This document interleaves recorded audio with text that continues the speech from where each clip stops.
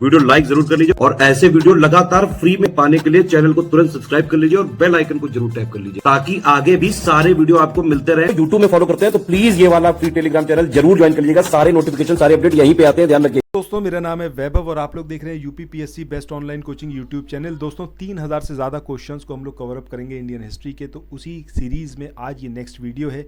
और आज के इस वाले वीडियो का जो पहला क्वेश्चन है ये आपका सिख धर्म से रिलेटेड है। यहाँ पर पूछा गया है कि किस सिख गुरु ने विद्रोही राजकुमार खुसरो की सहायता धन एवं आशीर्वाद से की थी। अब यहाँ पर ये 4 नाम दे रखे हैं, गुरु हरगोविंद सिंह ने, या फिर गुरु गोविंद सिंह ने, या फिर गुरु अर्जन देव, या फिर गुरु तेग बहादुर ने। किसने राजकुमार खुसरो को हेल्प की थी, ठीक है, फाइनेंशियली भी हेल्प की थी। तो इस वाले क्वेश्चन पे चले। इससे पहले बस इतना सा आप लोग कहूँगा कि अगर आप लोग पहली बार आए हो, पहली बार आप लोग वीडियो देख रहे हो, तो चैनल को सब्सक्राइब करना मत भूलना। यहाँ पर हमारी कोशिश पूरी ये रहेगी कि जितने यहाँ पर क्वेश्चंस हों उसमें से मेजॉरिटी में हम यहीं पर आपको याद करवा पाएँ। सो आइए यहाँ पर देखते हैं। सबसे पहले बात करते हैं किसकी, खुसरो की। खुसरो था कौन, ये किसका लड़का था, ये आपको सबसे पहली चीज़ें जो पता होनी चाहिए। तो ये था आपका जहांगीर का लड़का, ठीक है, जहांगीर का लड़का था। अब इसने विद्रोह कर दिया था जहांगीर के अगेंस्ट 1606 में। जब इसने विद्रोह कर दिया और उसके बाद ये जो था पंजाब भाग गया। पंजाब भागा तो वहाँ पर जो गुरु अर्जुन देव थे उन्होंने इसको हेल्प करा, फाइनेंशियली भी हेल्प करा था और इसे जो थे मतलब इसे काफ़ी सपोर्ट करा था। इस वजह से जहांगीर जो था वो इनके अगेंस्ट हो गया। तकरीबन 2.5 लाख का जुर्माना इनके ऊपर लगाया, बट इन्होंने मना कर दिया। इन्होंने कहा कि भाई कोई जुर्माना नहीं देने वाले। उसके बाद इनको दंड दिया गया और फाइनली जो था इनको मृत्युदंड दे दिया गया। तो इस तरीके से हमारा आंसर यहाँ पर क्या होगा, ऑप्शन सी। अब याद कैसे रहेगा, अब खुसरो में आपको ऐसे नहीं लग रहा खुश रहो।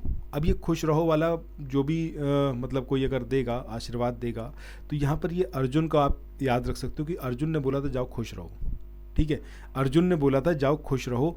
तो इस तरीके से आप गुरु अर्जन देव को यहाँ पर इंटररिलेट कर सकते हो, ठीक है। चलो मूव ऑन करते हैं नेक्स्ट क्वेश्चन पे। अगला यहाँ पर जो क्वेश्चन है इसमें पूछा गया है कि निम्नलिखित किन सिख गुरुओं को तत्कालीन शासकों द्वारा मृत्युदंड दिया गया।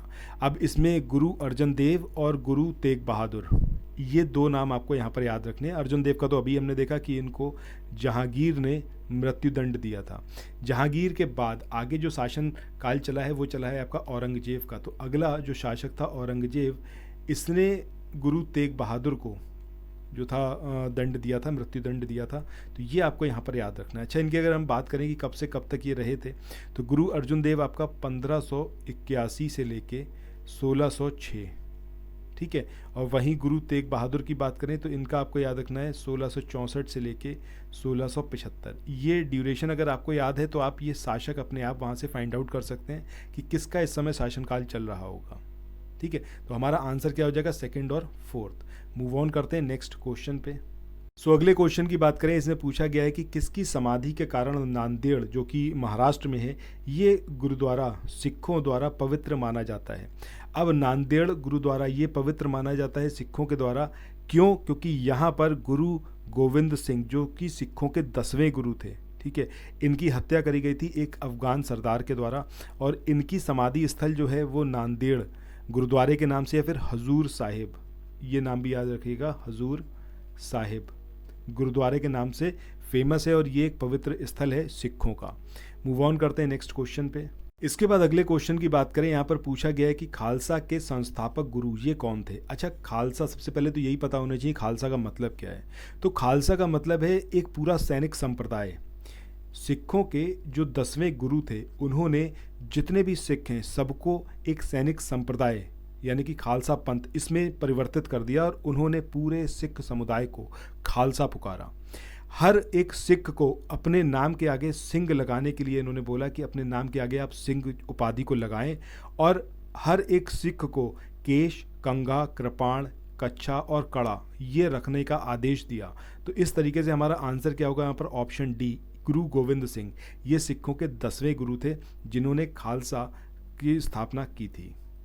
इसके बाद अगले क्वेश्चन की बात करें, यहाँ पर पूछा गया है कि शिवाजी ने मुगलों को किस युद्ध में हराया था। तो आंसर क्या होगा हमारा, सलाहार का जो युद्ध के लिए जो बहुत इंपॉर्टेंट है। अगर आप लोग उत्तर प्रदेश पीसीएस की तैयारी कर रहे हैं, आप आरओ की तैयारी करना चाहते हैं, बीईओ की तैयारी करना चाहते हैं, इन तीनों एग्जाम की अगर आप तैयारी करने चाहते हैं तो स्टडी फॉर सिविल सर्विसेज के कोर्सेज को आप ज्वाइन कर सकते हैं कंप्लीट तैयारी के लिए।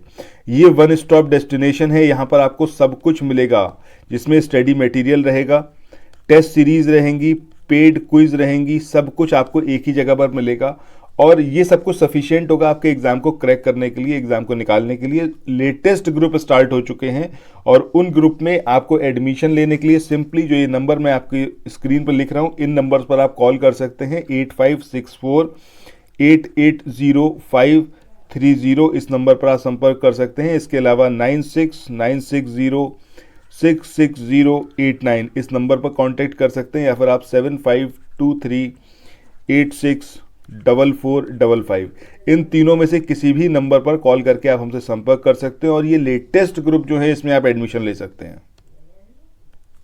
इसके बाद अगले क्वेश्चन की बात करें, यहाँ पर पूछा गया है कि शिवाजी का जन्म कब हुआ था और कब उन्होंने छत्रपति की उपाधि धारण की थी। तो शिवाजी के बर्थ की बात करें तो 1627 में इनका बर्थ हुआ था और इन्होंने जो था जो उपाधि धारण करी थी छत्रपति की, ये 1674 में करी थी। ठीक है, तो आंसर हमारा क्या होगा यहाँ पर? आंसर होगा ऑप्शन डी। अच्छा, जन्म इनका कहाँ पर हुआ था? तो शिवनेर के दुर्ग में, शिवनेर के दुर्ग में इनका जन्म हुआ था। ये भी यहाँ पर आप याद रखिएगा। इसके बाद चलते हैं नेक्स्ट क्वेश्चन की ओर।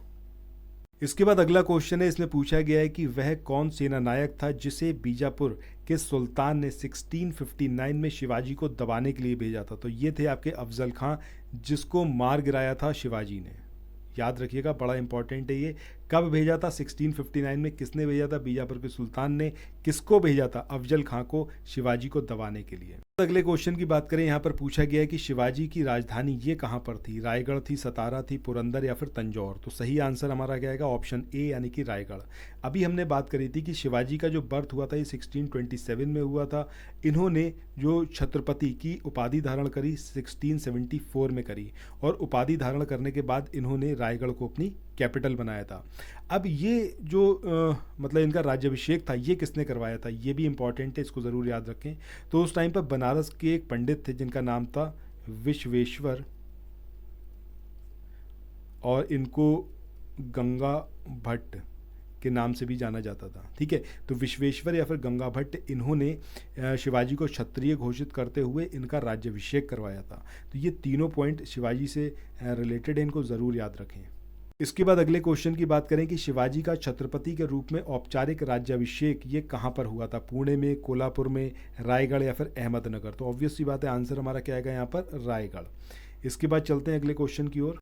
इसके बाद अगला क्वेश्चन यहाँ पर है कि अष्टप्रधान नाम की जो मंत्री परिषद थी ये गुप्त प्रशासन में थी, चोल प्रशासन में, विजयनगर या फिर मराठा प्रशासन में? तो सही आंसर क्या आएगा हमारा? ऑप्शन डी यानी कि मराठा प्रशासन में। शिवाजी ने अपने राज्य के प्रशासन के लिए केंद्रीय स्तर पर अष्टप्रधान की व्यवस्था करी थी। इसमें 8 मंत्री होते थे। अब ये जो 8 मंत्री थे जिनको नियुक्त किया जाता था, इसमें आपके पेशवा थे। इसको ये 8 के 8 आपको पता होने ही चाहिए, ये पूछा जा सकता है आपसे। अमात्य हैं, मंत्री हैं, सचिव थे हुआ करते थे इसमें। इसके अलावा सुमंत हुआ करते थे, सेनापति, पंडित, राव और न्यायाधीश। ठीक है, तो इस तरीके से ये इन टोटल कितने हो गए? 8। ये 8 मंत्री थे जिनको क्या बोला जाता था? अष्टप्रधान बोला जाता था। चलिए मूव ऑन करते हैं नेक्स्ट क्वेश्चन पे। इसके बाद अगला क्वेश्चन है कि शिवाजी के समय सरनोबात ये जो पद होता था इसका संबंध किससे था? तो इसका संबंध था आपका सैन्य प्रशासन से। मूव ऑन करते हैं नेक्स्ट क्वेश्चन पे। इस क्वेश्चन में यहाँ पर पूछा गया है कि अष्टप्रधान मंत्री परिषद किसके राज्य प्रबंध में सहायता करती थी? हर्षवर्धन, समुद्रगुप्त, शिवाजी या फिर यशोवर्मन? तो सही आंसर क्या आएगा हमारा? ऑप्शन सी यानी कि शिवाजी।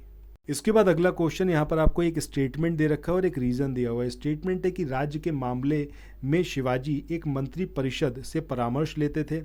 कारण है प्रत्येक मंत्री अपने विभाग का स्वतंत्र प्रभार रखता था। अब यहाँ पर आपको बताना है कि ये जो कथन और ये जो कारण है इसमें से कौन सा सही है और कौन सा गलत है।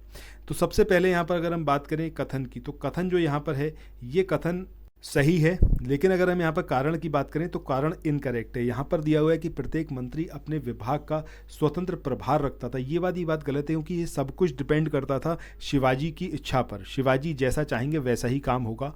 इस तरीके का पूरा ये था। शिवाजी को हेल्प करने के लिए शासन प्रशासन में 8 इनके मंत्री होते थे, ठीक है। और ये एक मंत्री परिषद की तरह काम नहीं करते थे। हर एक मंत्री का अपना अलग अलग विभाग होता था, उसका वो प्रधान होता था, और वो जो भी काम करना चाहता था उसके लिए शिवाजी की मंजूरी ज़रूरी थी।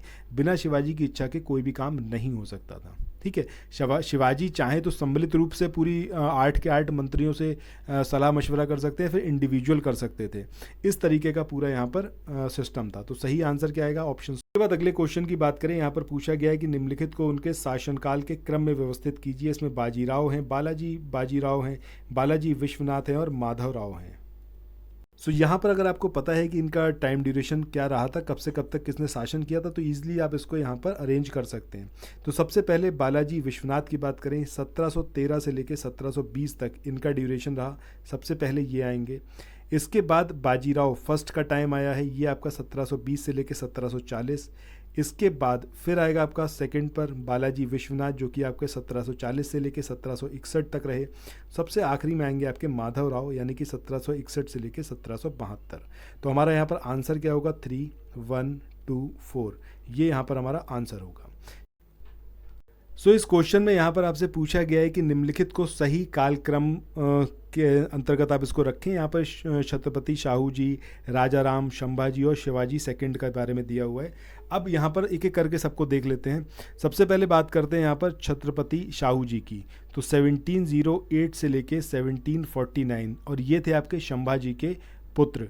इसके बाद राजा राम की बात करें, ये शिवाजी के दूसरे लड़के थे। इनका जो टाइम रहा है ये आपका 1689 से लेके 1700 के बीच में।